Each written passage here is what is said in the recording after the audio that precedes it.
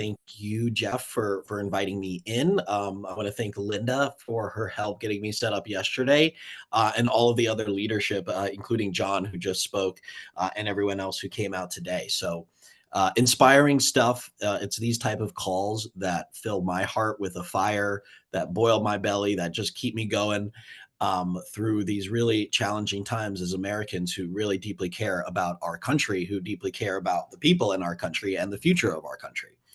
So honored to be here. Let's get into it. And today is going to be a short presentation. So much more to talk about, learn about, understand with this really massive movement that is sort of the anti-corruption, pro-democracy movement that I'm sure many of the folks on this call already are somewhat aware of. So we're going to spend about 20 minutes today going through just an orientation to what we do at Represent Us. I think we'll have about 10 minutes for Q&A.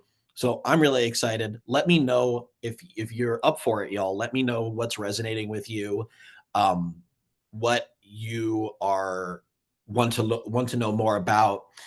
Any reactions that you have in the Zoom chat while I'm speaking, I don't mind that at all, and actually love it, so I can get a sense of what's hitting with people, what's landing with folks, and where you want to talk more about.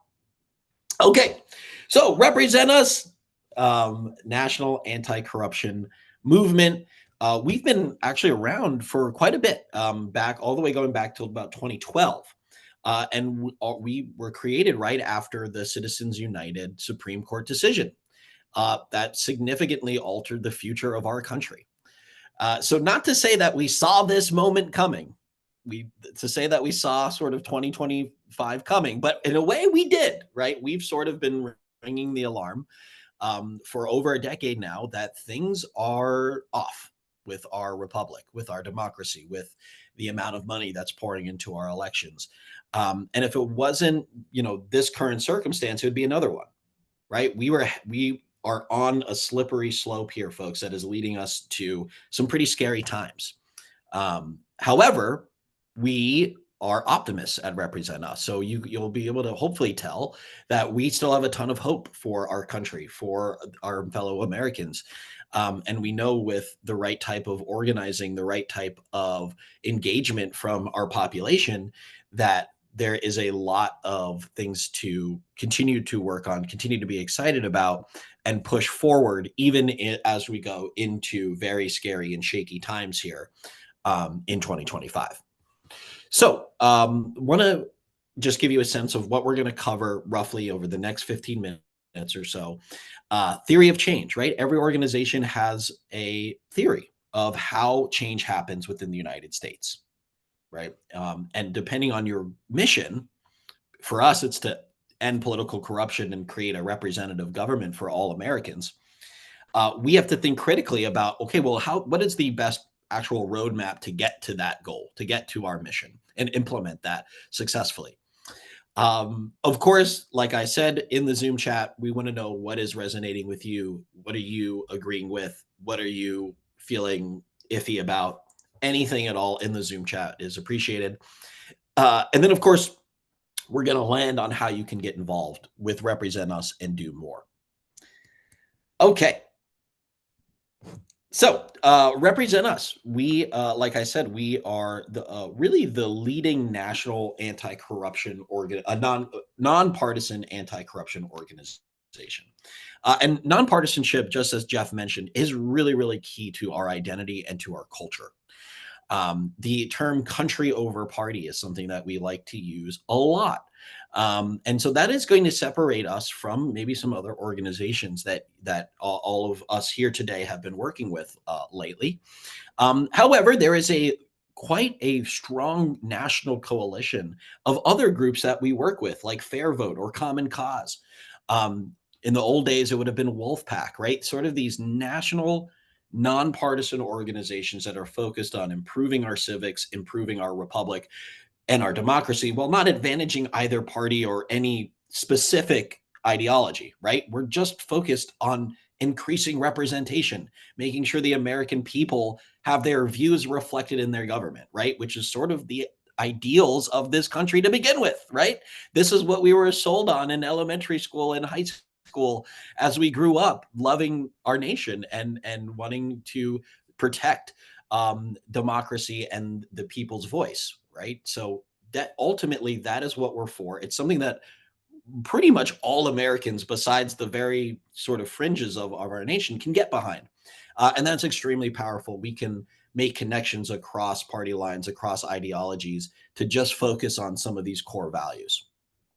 So, what are these core values? Well, first of all, we're all frustrated with big money and how much influence it has over our government. And whether it's illegal bribery, as John was mentioning before, where you just have literal sort of like crony capitalism transactions being made directly to individuals in our government for cash returns or investment returns, whatever it is, gifts, anything like that. But there's also sort of what we call legal bribery. That's kind of goes back to the Citizens United piece of the whole thing, right? Like right now, with the way our lobbying works and the way our campaign finance system works, the door is open, folks, right? The floodgates are open for big money to come in and have their way. And we've seen that in both parties for sure, in differing degrees. And we're seeing now sort of the extreme version of it with the current administration, where you literally have the largest donor in the 2024 election running the show at times with Elon and Doge. But this goes deeper, folks. It's not really just about big money. Big money is where it kind of shows its face a lot of times, but the sort of the way it corrupts our system shows up directly in our elections, right? Where oftentimes we have uncompetitive elections. I believe there was a stat out there that sort of 86% of House races are uncompetitive, and often, many times there's not even a real significant challenger. This comes in the form of gerrymandering, right? Where you sort of gear the districts so that there is no competition, that one party has such an overwhelming advantage. And what does that do? That doesn't even help your party out, right? Because now that party's politicians have no pressure to actually do anything to represent the people, right? So even if I'm in New York, right? I'm in a blue state, but I don't want the Democrats to gerrymander New York. That's bad for me as someone who's on the left and a Democratic voter. Right. I want elections to be competitive. I want independents and third parties to have a fair shot, because that's what puts pressure on politicians to actually do what they promise us. Right. If there's no pressure or sort of other mechanism that sort of might, result in them being unelected, well, they're not going to do anything. Right. Right. And so gerrymandering is a big piece here of the pie. We can't just focus on campaign finance and lobbying. We also have to consider gerrymandering. And this really, and I think, at times we think, I will talk to Republicans and they say, oh, well, they're doing with Democrats are the only ones that gerrymander. And I'll talk to Democrats and they'll say, well, it's all the Republicans. Well, really, both parties gerrymander pretty significantly so. Again, varying degrees depending on where you are in the country. And again, that's bad for all voters, including their own side's voters, as I just mentioned, right? So gerrymandering is a massive issue that RepresentUS has been working on. And these gerrymandering gets sort of more intense around the turn of the decade, as that's when, of course, lines are redrawn along with the census collection. So just to recap sort of the problem that RepresentUS is addressing, a lot of organizations, and we need those organizations too, that will focus in on particular issues, right? You'll have a money in politics organization or an anti-gerrymandering organization or a pro-voter access organization. But really what RepresentUS is arguing is that these problems that we're seeing across our government are not separate. They're actually interconnected and fueling each other, right? So the more dark money and the more just blatant corruption happens, the easier it is to gerrymander. And when you're gerrymandered, the easier it is to suppress the vote, right? And so all of these things actually enhance each other and create this moat of corruption, this sludge of all these different mechanisms. And we, the American people, are left outside to bicker amongst ourselves, to blame each other, of course, divide and conquer, right? It's a really effective tactic. And that is sort of what we're suffering from right now. We've got to find a way to unite around a solution on all of these things. And like I said, that This is nonpartisan, right? This is not attached to any sub ideology, right? This is just basic fairness and basic representation. So, how do we solve this? Well, we've got to actually pass laws that address these issues. This isn't rocket science, folks, right? It's not, we're not completely in the dark. We actually have a pretty good sense of what are the mechanisms that we need to put in place to fix some of this stuff, if not a good chunk of it, right? And so it really comes down to thinking pragmatically about how to get these laws passed, right? And we know what's going on in the federal government.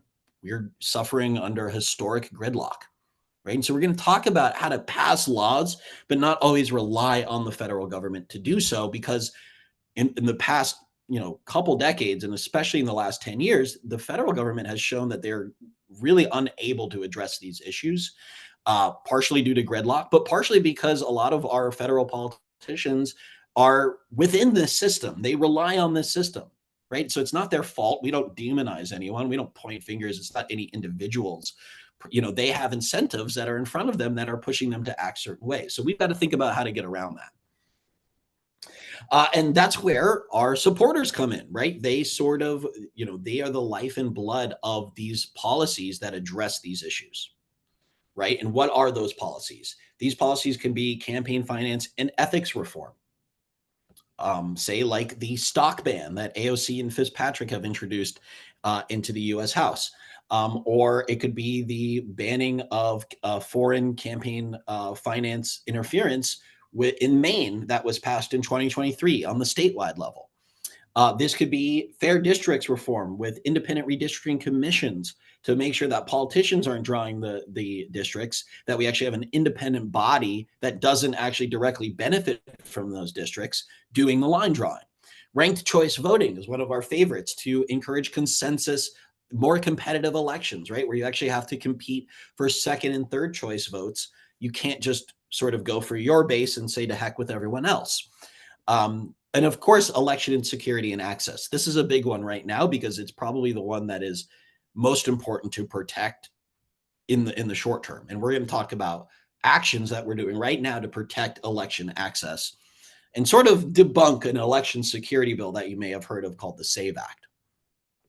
Now, just like the problems and how the problems are sort of enhancing each other, the solutions enhance each other as well. That's the beauty of this theory, right? Is that because everything is interconnected, this is a snowball that we can build together in an ecosystem of pro-voter anti-corruption policies that will enhance each other. And once we get going, there will be a undeniable momentum that is created from policy to policy as it's implemented in different areas in the United States. So ethics campaign finance enhances our ability to take on gerrymandering. Taking on gerrymandering enhances our ability to create more competitive and more engaging elections. More competitive and engaging elections put more pressure on our politicians to do what we want them to do, right? And so you can see how there is this positive feedback loop that can be created once we start to find success.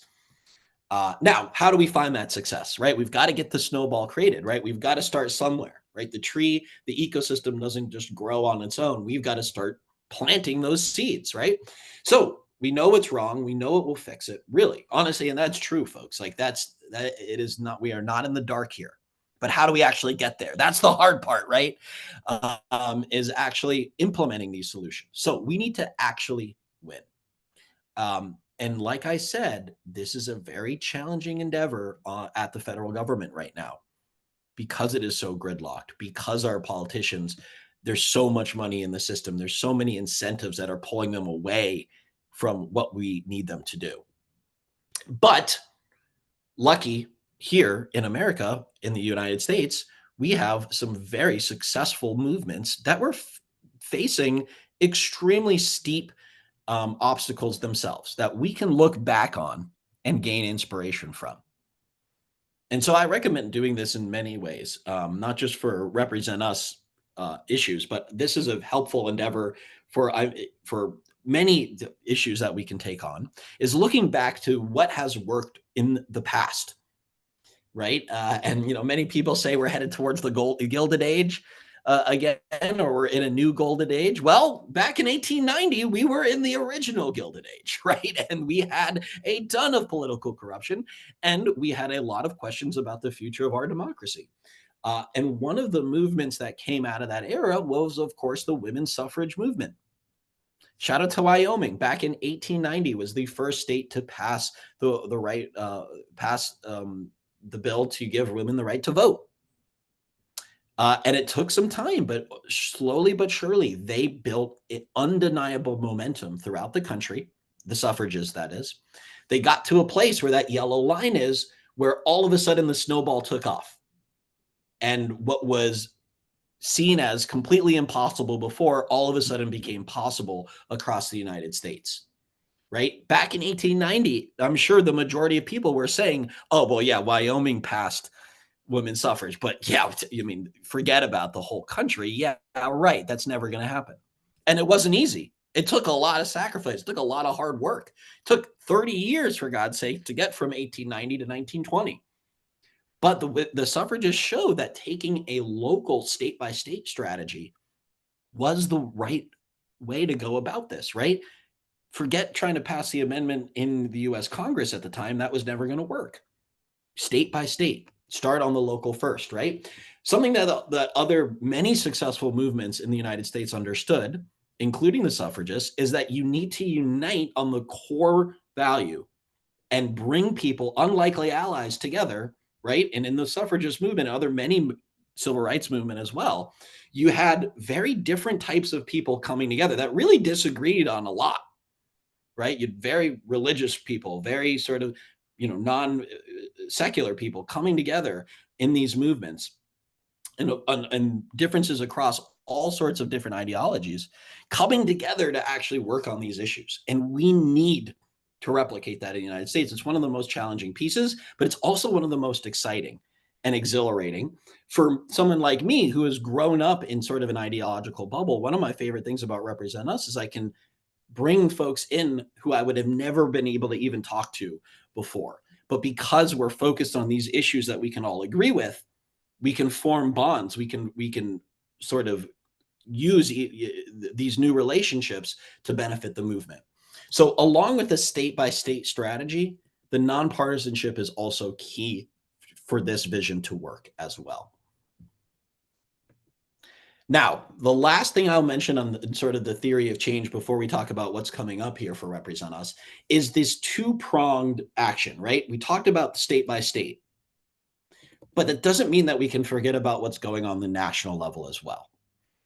And we can actually get these folks to fuel each other. So the more we talk about what's going on the national level, spread the word, educate people, get people excited about these ideas and this sort of, the hope that we can create out there for our country, the more people will get involved on their local and state governments and on the types of reforms that we're talking about. And the more that we'll win and create momentum on the state level, the more energy and excitement we can spread throughout the nation, right? Again, so this idea of a positive feedback loop being created between the national education and awareness building and impact and the local city and state reform where we're actually passing new laws. I'll go pretty quick here because I know I'm running out of time, but lot of success already on the state level on a number of these different categories. Even something like ethics reform, which is a challenging one to talk about because of how entrenched our system is with large amounts of money and fundraising. You can see Washington, Oregon, California, North Dakota, South Dakota have already gotten started on this with some ethics reform. Obviously, a lot of these states need to go much further to sort of complete the policy suite that we're talking about. But a lot of excitement, a lot of hope to say that, yes, things are pretty bleak at the federal level, but our city governments, our state governments, that is where we can really have a much better chance at affecting change. And also, that's going to be more and more important as we go forward, right? Our states and cities getting involved in making sure that they are representing us well, as we may face pressure from the federal government. That is going to be really important. So just state and local reform. One example of the work that we actually do at Represent Us, doing outreach, helping campaigns. We partnered with some local democracy groups in Arizona back in 2024 to stop these 4 really bad ballot measures. And so our volunteers got together on our text team and reached out to 1.5 million voters in Arizona to educate them about these ballot measures. Now, what was going on in Arizona last year? You had some really intense ballot fights that were sort of separate from this. I think abortion was on the ballot last year. You had major Senate races and you had a presidential. So people were overwhelmed, and there wasn't an organization that was actually talking about some of these basic pro-voter pieces here. Luckily, we were able to do this massive outreach and stop all 4 bills at the ballot. So just a little example of how there's so much more to dig into about how we work with local groups, how we support these local city and state campaigns on our policy platform. And so I'm going to drop my email just preemptively into the chat because I know there's going to be things that you'll want to discuss that we don't have time to. So there's my email. But just really quickly before we go into the Q&A, we would love everyone on this team to check out our Action Brigade. This is all digital. It's all online, just like we're doing today on Zoom. But we can support local and state campaigns and push back at the federal level with all of these outreach teams. And so our Action Brigade is really just think about digital action teams, one person to the next or one person to many, calling them, texting, letter to the editors, into our newspapers, and then a social media team. So we're going to talk about phone banking because we have been doing a lot of phone banking around the SAVE Act. The SAVE Act is a very, and I'll just touch on it briefly because I believe many of us are already aware of it on the call, is a dangerous bill for voter access. It's being pitched as an election security bill, and that's fine. We're all for election security. We all agree that American citizens should be the ones voting in our elections. But this is sort of solving a problem that doesn't really exist and not really doing anything to make our elections more secure. So, and it's going to really affect women in particular who have changed their name from after getting married, but also just affect anyone who is going to have a harder time getting their hands on more of their documents. So lower income people who are in rural areas away from these buildings, like DMVs and such. So just a bad bill for everyone, really. And that one that we are working to stop. It's going to the Senate now. So we're making calls and patching people through to the United States Senate. So I'm going to drop this link into the Zoom chat. And I would love to invite anyone who's interested in making phone calls. And we're calling our own list right now. So tomorrow, if you join us, that's a great list to start on. It's at 8 p.m. Eastern, 5 p.m. Pacific for you. Okay. And yes, yeah. So Gil in the chat, is there a real danger? Yeah, I would absolutely say there is a real danger of SAVE Act reducing ability of married women to vote. Theoretically, it's just adding a ton of hoops to jump through, right? It's making it harder without making our elections any more secure, because you already need an ID to vote. You can see if someone's a citizen through their social security number, when you're verifying their identity. Right? It's not like, making someone show up with their passport or their birth certificate, which is what the SAVE Act would do, doesn't make the system any more secure. So we call Represent Us supporters, or people who have signed up with the movement. We check in with what they think about the SAVE Act, and then we connect them through to their senator. So you're making immediate impact when you join a phone bank with us. You're educating people across the country, and you're making immediate impact. And we start on supporters because it's nice to just get used to the system on easier calls and friendlier people. And then we move into calling people from the voter file in very targeted districts to really sort of increase the impact where it's needed most. Any other questions from the crew today, as we have just a few more minutes?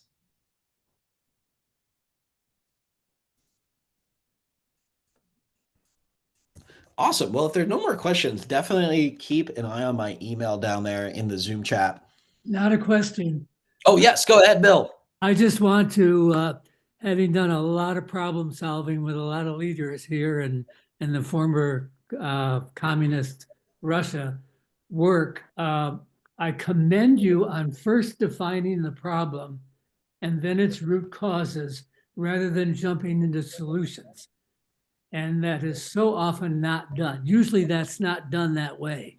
So you've done a fantastic job of doing that. Thank you. Commend you. Well, Yeah, thank you, Bill. I really appreciate that. It's a tough thing because we don't want to focus too much on the problem. We want to be optimists. We want to bring hope and light into this space, but at the same time, you can tell that Represent Us is that the problem that we face is actually key to the solution, right? Like that, like, and accepting the problem, which many Americans have yet to really fully do. I think there is a great awakening happening right now where a lot of this stuff is becoming sort of commonplace.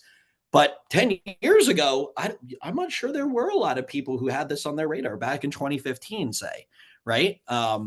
And so to understand what we're going through right now, it is important to sort of take a quick look back at the last 20 years or so on what has led us to this point. Like, what are the things that has, like, how have we slipped so far down this road? Right. And I think answering those questions is key to finding the solutions. But thank you, Bill. I appreciate that. It looked like we had another hand up, but maybe the answer, maybe that last question answered it for you. But yes, you've got a hand up, Jeff. Go ahead. Oh, and there's Penny. That's who had the hand up. Sorry, Penny. Oh, okay. Well, I'll go.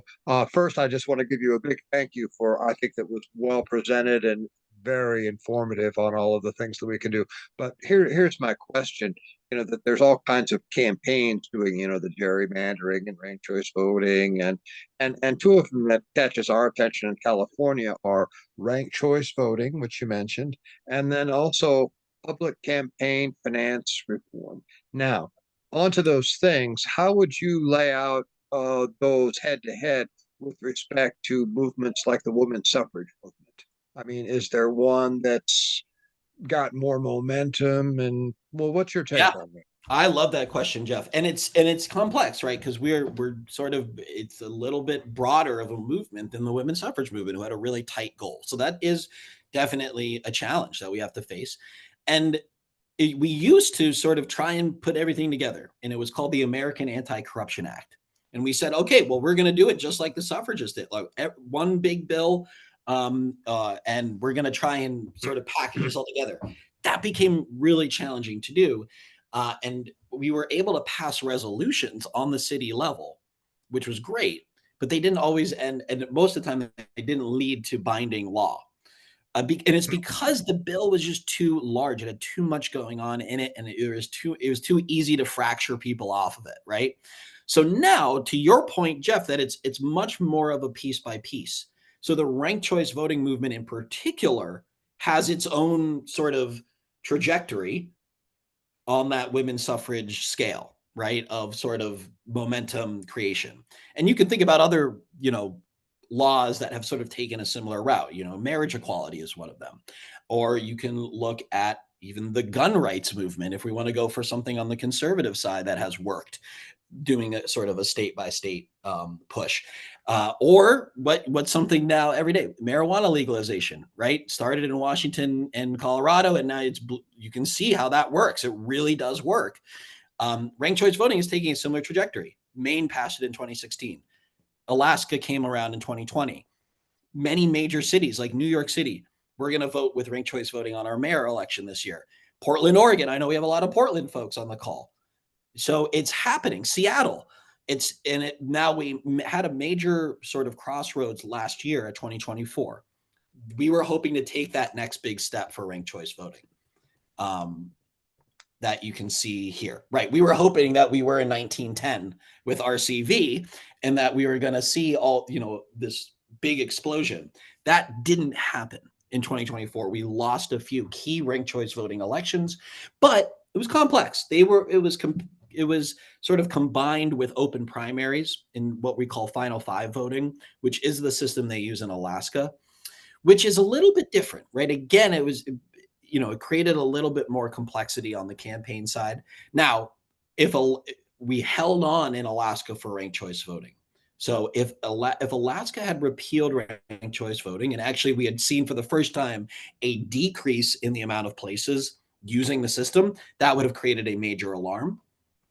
However, we still only increased the amount of places using ranked choice voting in 2024, even though we didn't take that big step forward. Right. And so I see ranked choice voting clearly on this spectrum here, Jeff. I think the other issues like anti-gerrymandering and campaign finance are probably at earlier stages where you've had a major victory in Maine. You've had some major victories in Oregon and Washington, but haven't really blossomed out like ranked choice voting has just yet. So I think each category is on its own trajectory and needs to sort of be thought of independently, though with Represent Us, we know that they're all interconnected and that working on many of them is likely the best way to go forward. Go ahead, Penny, and then we can wrap up because I know I'm over time. Oh, I'm sorry. Well, I'll be really quick. From the grand picture to the detail, I've often noticed being on calling campaigns that the callers are told to not leave voicemail messages. But so many people won't answer a caller that they don't recognize. So why is that? And is that something that Represent Us does? Yeah, absolutely. Well, we use a phone bank system, Penny, that actually filters out voicemails. So we go a step further. We don't even allow you to even think about voicemail machines. And it's a pretty cool system, I have to say. It is, it's all on your computer. And what you do is you sign in and then you're put into a call queue. So you're sort of like a call center professional at that point. And the system is just making calls on its own and then connecting you to people that are picking up the phone. So it's a really nifty system. We don't recommend leaving voicemails only because there just isn't any hard evidence to say that voicemails lead to action. And that can be in the sales community, that can be in the sort of information. Like, it's tough. There's just not any like empirical evidence that says that's a good use of time.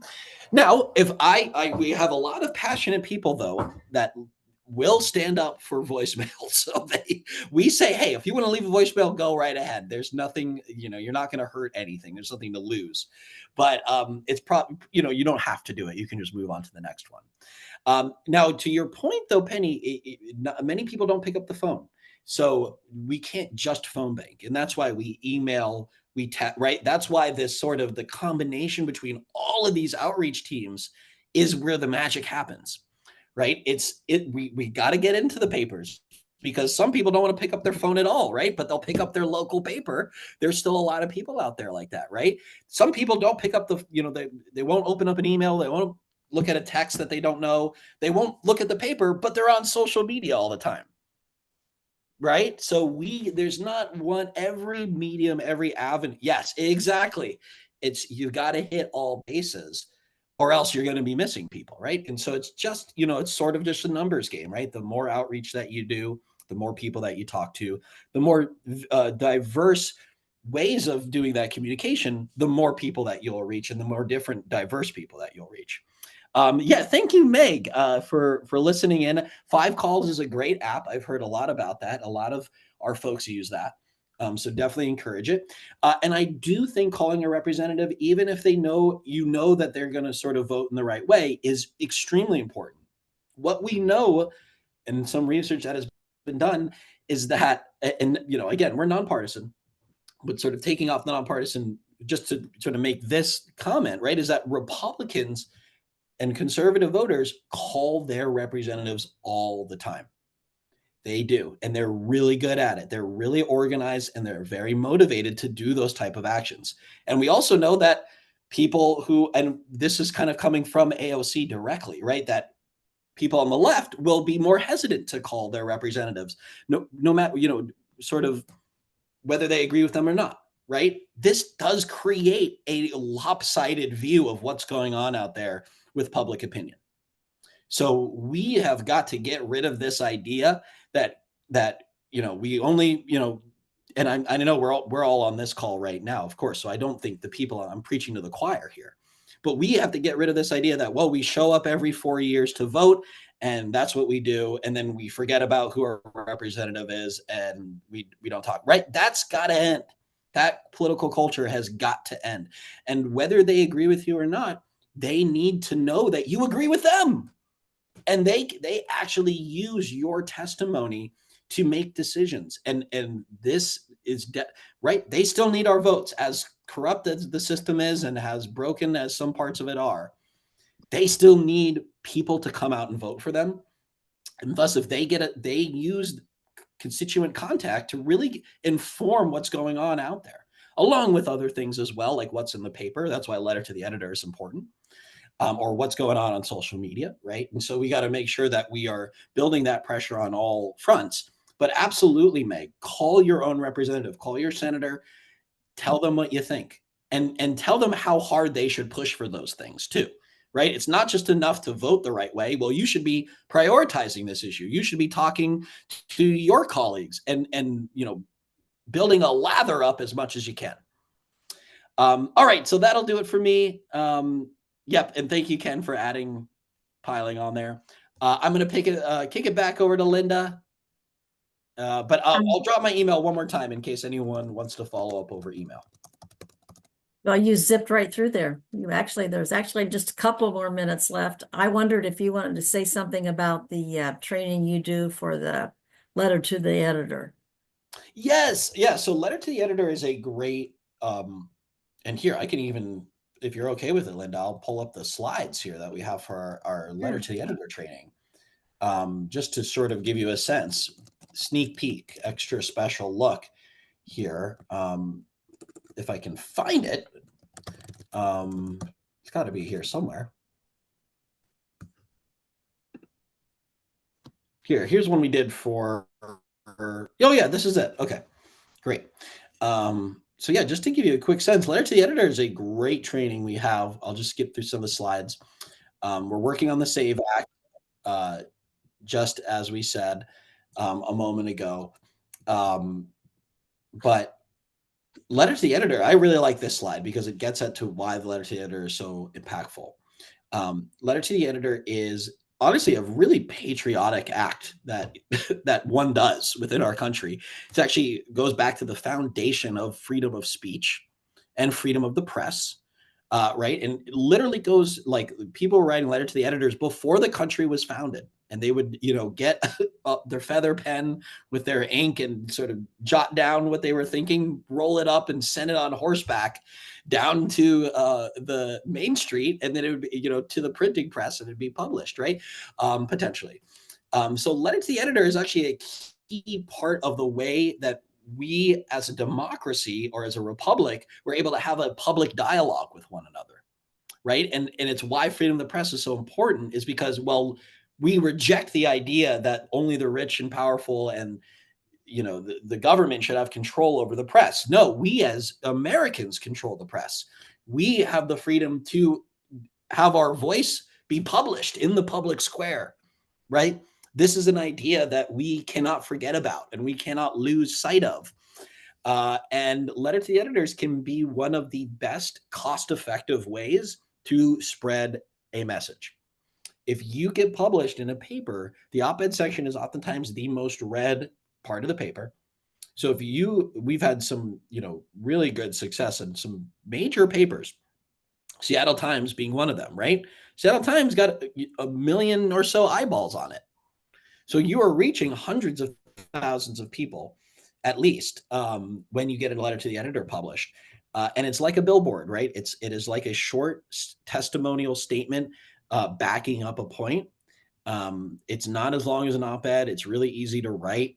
And it has some insane impact. Like, not only are you reaching all those people, but your representatives, your senators will keep an eye on what's going on with major papers and what they're talking about, and letter to the editor in particular, to get a sense of what, again, very similar to calling your representative.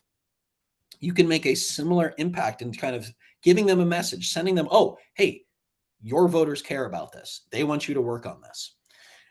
Newspaper editors themselves are important to influence. And then we know that seniors in particular are a really important group to influence on these issues. And I think we're already seeing how powerful seniors can be across the country in these town halls, right? Where because seniors are the highest rate voting demographic in the country.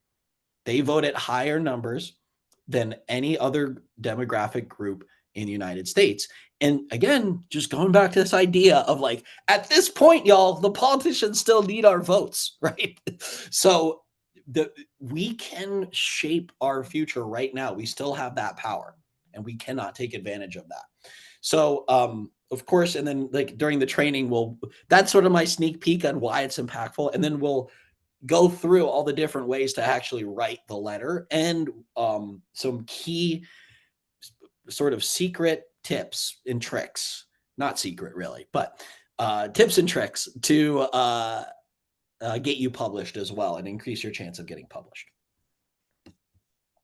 Thank you. That's great. I know we've done a lot of postcard writing, but that I'm not sure how much we've done with letters to the editor, but that's something new for us to look at.